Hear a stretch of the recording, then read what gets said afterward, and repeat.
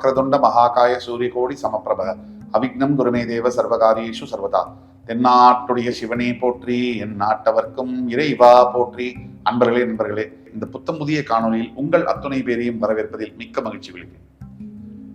அதாவது இன்னைக்கு நம்ம பேச போறது முக்கியமான ஒரு தலைப்பு. இந்த ஆங்கில புத்தாண்டு பிறந்து இப்போ அடுத்தது என்ன நடக்க போகுது அப்படிங்கிற கேள்வி எல்லாரோட மனசுலயும் இருக்கு. நமக்கு பல திட்டங்கள் இருக்கு வாழ்க்கையில. எல்லாருக்குமே குழந்தைங்களை படிக்க வைக்கணும், ஒரு நல்ல வீடு வாங்கணும், அவங்களுடைய எதிர்காலத்தை பற்றின கனவுகள், அதே மாதிரி திருமணம் ஆகாமல் இருக்கக்கூடியவர்களுக்கு நல்ல ஒரு மணமகன் அமையணும், பெற்றவங்களுடைய கவலை. இப்படி பல கவலைகளோடு தான் எல்லாருமே ஓடிக்கிட்டு இருக்கோம். பல பேருக்கு பல கேள்விகள் மனசுல. நம்ம நினைச்சது நடக்குமா? எப்ப நடக்கும்? இல்ல நம்ம கஷ்டத்தோடயே வாழ்ந்துருவோமா? இந்த கேள்விகளுக்கான பதில்கள் கிரகங்களுடைய நகர்வுகளை பொறுத்து தான் அமையும். அந்த வகையில மகா சனிப்பெயர்ச்சி மார்ச் 6ஆம் தேதி வரவிருக்கின்ற வாக்கிய பஞ்சாங்கப்படி கும்பத்திலிருந்து மீனத்திற்கு பெயரவிருக்கின்ற சனி பகவான். சனி பகவானை பொறுத்த வரைக்கும் ஒவ்வொரு ராசியிலும் 2.5 வருஷம் இருக்காரு. இது எல்லாருக்குமே தெரியும். தான் இருக்கிற ராசி, முன்னாடி ராசி, பின்னாடி ராசியை ஆதிக்கம் செலுத்தக்கூடிய பவர், சக்தி என்பது அவருக்கு இயல்புல உண்டு. சனி இப்போ இந்த சனி பயிற்சியினுடைய பலன்கள் பிரத்யேகமாக சிறப்பு பலன்கள் 12 ராசிகளுக்கும் இன்று முதல் தொடக்கம். மேஷம் முதல் மீனம் வரை சனி பகவானுடைய ஆட்டம் ஆரம்பம். இன்றைக்கு நம்ம பார்க்கவிருப்பது மீன ராசி. அதாவது சரியா வருகின்ற மார்ச் 6ஆம் தேதி கும்பத்திலிருந்து பெயர்ந்து வாக்கிய பஞ்சாங்கப்படி மீனத்தை அடையக்கூடிய சனி பகவானுடைய பயிற்சியினுடைய பலன்கள் மீன ராசிக்கு என்ன மாதிரியான பலன்களை தரப்போகிறது, எதை எதிர்பார்க்கலாம், எதை எதிர்பார்க்க கூடாது, எதிலே கவனமாக இருக்க வேண்டும், பரிகாரம் என்ன செய்ய வேண்டும், வாங்க விரிவா பேசலாம். மீனம் காலபுருஷ தத்துவத்தின் 12ஆம் வீடு மீனம். பூரட்டாதி, உத்திரட்டாதி, ரேவதி நட்சத்திரங்களை உள்கொண்ட மீன ராசி ஒரு மிக விசித்திரமான ராசி. குரு பகவானுடைய ஆட்சி பீடமான மீனராசியில் சுக்கிர பகவான் அசுர குரு உச்சம் பெறுவார். பல அதிசயங்களையும் ஆச்சரியங்களையும் உள்ளடக்கிய மீனராசி மிகப்பெரிய உலகத்தில் தோன்றிய மகான்களை பெற்றெடுத்த ராசி மீனராசி. மீனம் குணாதிசயங்கள் அப்படின்னு நம்ம பேசணும்னா, மீனத்தை சாதாரணமாக நீங்க நினைச்சு மீனராசி நேயர்களை அணுகினீங்க அப்படின்னா முதல்ல அவங்க ரொம்ப அப்பாவியாகவும் சாதாரணமாகவும் தான் இருப்பாங்க. ஒரு சமயம் வரும்பொழுது அவங்க எடுக்கக்கூடிய ஒரு ஒரு பரிமாணம் என்பது உங்களால் தாங்கவே முடியாது. உங்களெல்லாம் மடிச்சு பேப்பர்ல பாக்கெட்ல வச்சுட்டு போயிடுவாங்க. மீனம் ஆசைகளுடைய உச்சக்கட்ட ராசி. எந்த ஒரு ஆசையும் திருப்தி அளிக்காத ராசி. நீங்க போர்ஷே கார் வாங்கணும், போர்ஷே வாங்கி கொடுத்தீங்கனாலும் ஒரு வாரம் தான் நல்லா சந்தோஷமா இருப்பாங்க. அடுத்த வாரமே திருப்பி வேற ஒரு ஆசை வந்துடும், வேற ஒரு அதிருப்தி வரும். அது சுக்கிரன் உச்சம் பெறுவதால். அதே மாதிரி மீனம் ஒரு சைட்ல இப்படி இருக்காங்கன்னு சொன்னா, ஒரு சைட்ல பாத்தீங்கன்னு சொன்னா எதுவுமே எனக்கு வேணாம், என் உடலே நிரந்தரம் இல்லை, இது வாடகைக்குரியது அப்படின்னு போற்றக்கூடிய மகான்கள் பிறந்ததும் இதே மீனராசியில். இப்ப மீனம் ஜென்ம சனி வரப்போறார் மார்ச் 6ஆம் தேதி. உடனே நான் இப்படி சொன்னா ஜென்ம சனி வரவர் உங்களுக்கு லைஃப் இதோட முடிஞ்சிருச்சு, உங்களை சனி பகவான் மிகப்பெரிய அளவுல தாக்க போறார், உங்களுக்கு லைஃபே காலி அப்படின்னு சொன்னா அது போய். உடனே நான் இப்படி சொன்னா சனி வந்தா என்ன, அதனால இதனால இந்த கிரகம் அந்த கிரகம் உங்களுக்கு நல்லது நடக்கும். இப்ப பல வழி தடங்கள் யூடியூப்ல இதைத்தான் பேசிட்டு வராங்க.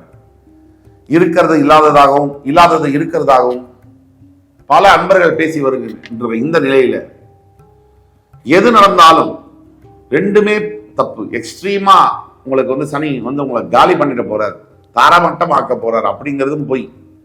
நீங்க இல்ல அந்த கிரகம் உங்களுக்கு சூப்பரா இருக்கும், இப்படி ஆயிடுவீங்க அப்படி ஆயிடுவீங்கன்னு சொல்றதும் போய். உண்மையே என்ன அப்படின்னா, சனி பகவானுடைய தாக்கம் என்பது இருக்கத்தான் இருக்கும். அதே சமயத்துல மார்ச் 6க்கு அப்புறம் சனி பகவானுடைய தாக்குதல் அதிகமாக இருக்கக்கூடிய நேரத்துல ஒரு 3 மாத காலங்கள், மார்ச் ஏப்ரல் மே விட்டுட்டீங்கன்னா ஜூன் 2 முதல் இந்த தாக்குதல் நீங்க வெளியே வரக்கூடிய சூழ்நிலையும் தன்னால ஏற்படும். ஏழரை சனி என்பதை தவிர்க்க முடியாது, ஜென்ம சனி என்பதை தவிர்க்க முடியாது. பாடம் இறைவன் எடுக்கக்கூடிய பாடம். நம்ம ஸ்கூல்ல எல்லாம் பாத்தீங்கன்னா, கவர்மெண்ட் ஸ்கூல்ல, பிரைவேட் ஸ்கூல்ல, அந்த ஸ்கூலுங்க டீச்சர்ஸ்க்கு சம்பளம் கொடுக்குறாங்க. எல்லா வாத்தியாரும் கரெக்டா பசங்களுக்கு பாடம் எடுக்கிறாங்களா? பசங்களுக்கு புரியுற வகையில, பசங்களை முன்னேற்றி வரணுங்கிற வகையில தன்னை கஷ்டப்படுத்திக்கிட்டு பாடம் எடுக்கிறாங்களா? இல்லை. ஆனா இறைவன் அப்படி செய்வதில்லை.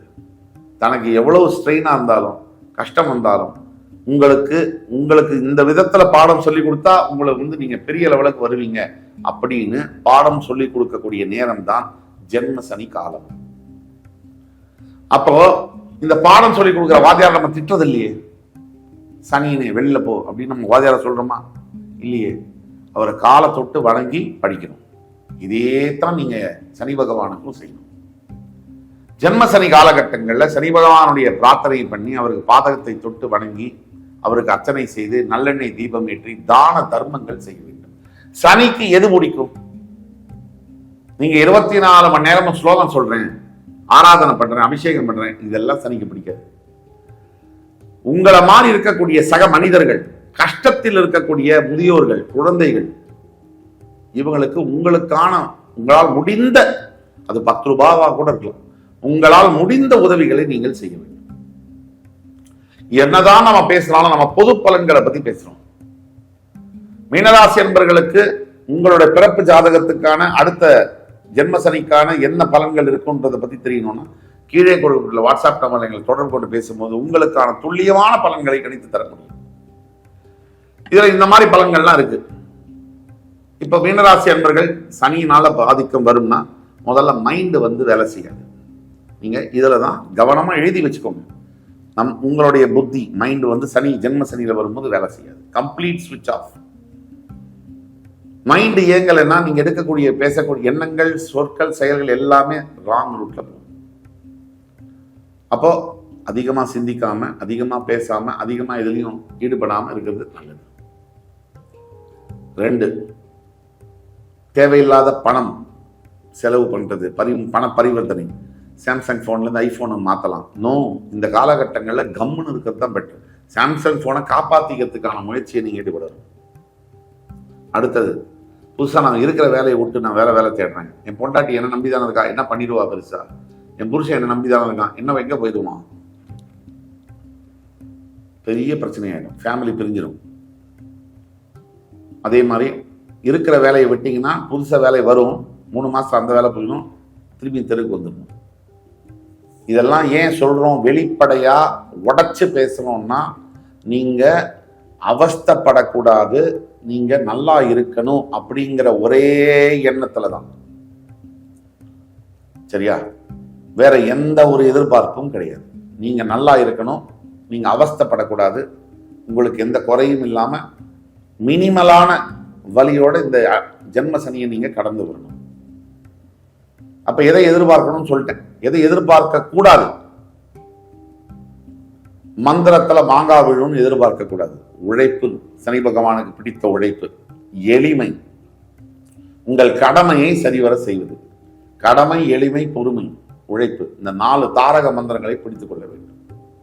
எதை எதிர்பார்க்க கூடாது? இது வரைக்கும் வாழ்க்கை எப்படி போயிட்டு இருந்துச்சோ இதே விட நல்லா இருக்கும் அப்படின்னு எதிர்பார்க்கவே கூடாது. எதை எதிர்பார்க்க கூடாது? எனக்கெல்லாம் தெரியும், ஜோதியெல்லாம் போய் சும்மா உருட்டுறாங்க. உருட்டு தம்பி. ஏன்னா ஜோதிடம் பொய் அப்படின்னா 12 மாதங்கள் 12 ராசியிலிருந்து வந்தது பொய்யா இருக்கணும். 7 கிரகங்களிலிருந்து வந்த 7 நாட்கள், வார நாட்கள் பொய்யா இருக்கணும். 27 நட்சத்திரத்திலிருந்து வந்த 27 நாட்கள் தமிழ் மாதத்துல பொய்யா இருக்கணும். அதெல்லாம் மட்டும் நான் ஃபாலோ பண்ணுவேன். இன்னைக்கு ஃப்ரைடேன்னு சொல்லுவேன், ஆனா ஜோதிடம் பொய்ன்னு சொல்லுவேன். ஃப்ரைடேன்னா யாரு? நம்ம அப்பா பெயரா? கிரகத்தினுடைய பெயர். Monday moon day, Sunday sun day, மார்ஸுடைய டே தான் டியூஸ்டே, புதனுடைய டே வெட்னஸ்டே. இப்படியாக ஜோதிடம் தரக்கூடிய கால நிர்மாணத்தை மட்டும் எடுத்துக்கிட்டு அதை ஃபாலோ பண்ணிக்கிட்டு ஜோதிடம் மட்டும் பொய்ன்னு சொல்றதுல இதை விட ஒரு பெரிய முட்டாள்தனம் இருக்க முடியாது. அந்த மாதிரி இப்ப நம்ம பேசக்கூடிய எல்லா விஷயமும் உங்களுக்கு எடுத்துக்க முடியல அப்படின்னாலே சனி உங்க மைண்ட்ல இருக்காரு, ஆல்ரெடி இருக்காருன்னு அர்த்தம். நல்லதை தடுப்பார், நல்லதை புரிஞ்சுக்கக்கூடிய விஷயங்களை தடுத்து பார்ப்பார். அதையும் மீறி நீங்க தியானம் செய்ய வேண்டும். பரிகாரம், முதல் பரிகாரமாக தியானம் செய்ய வேண்டும். ரெகுலரா ஒவ்வொரு நாளும் 96 நாட்களுக்கு 108 முறை ஓம் நம சிவாய நமஹ இந்த மந்திரத்தை தியானம் செய்ய வேண்டும். எதை எதிர்பார்க்க கூடாது. ரொம்ப நம்ம மேல அன்பு வச்சிருந்தாங்கல்ல, அவங்களாம் நம்மளை கல்யாணம் பண்ணிக்க போறாங்கன்னு நினைக்கவே கூடாது. கண்டிப்பா பண்ண மாட்டாங்க, உங்களை விட்டுட்டு தான் போறாங்க. அதனால உங்களுடைய எதிர்பார்ப்பை கம்மி பண்ணிக்கணும். இந்த காலகட்டத்தில் எந்த உறவும் சாஸ்வதம் இல்லை, நிரந்தரம் அல்ல. எந்த உறவும், ஒரே ஒரு உறவு மட்டும் நிரந்தரம். தொப்புள் கொடிக்கும் அப்பாற்பட்ட உறவு. அந்த உறவு இறைவனுக்கும் உங்கள் உயிருக்குமான உறவு. அந்த உறவை தான் நீங்க பிடிச்சுக்கணும். உங்களுடைய ஜீவ நாடியை தான் நீங்க பிடிச்சுக்கணும். அதுதான் connection between you and the almighty divinity. So பரிகாரம், முதல் பரிகாரம் தியானம், இரண்டாவது பரிகாரம் ஈஸ்வர பெருமானை வணங்குவது. சனீஸ்வரனுக்கு எது பிடிக்கும்? மறுபடி சொன்னேன், தர்மம் தர்மம் தர்மம். தர்மத்தை நீங்கள் கடைபிடிக்க உங்களுக்கு சனீஸ்வர பகவான் துன்பங்களை கம்மி பண்ணி தான் கொடுப்பார். இதெல்லாம் விட பெரிய விஷயம் என்னன்னா, மனசுல இருக்கக்கூடிய நம்பிக்கையை விடக்கூடாது. உள்ளுக்குள்ள எவ்வளவோ பயம் இருக்கும், ஆனா நம்பணும். நீங்க ஜெயிப்பீங்கன்னு நீங்க நம்பணும் முதல்ல, அப்புறம் தான் அந்த உலகம் நம்பும். மீனராசியை பொறுத்த வரைக்கும் எனக்கு முழுமையான நம்பிக்கை இருக்கு.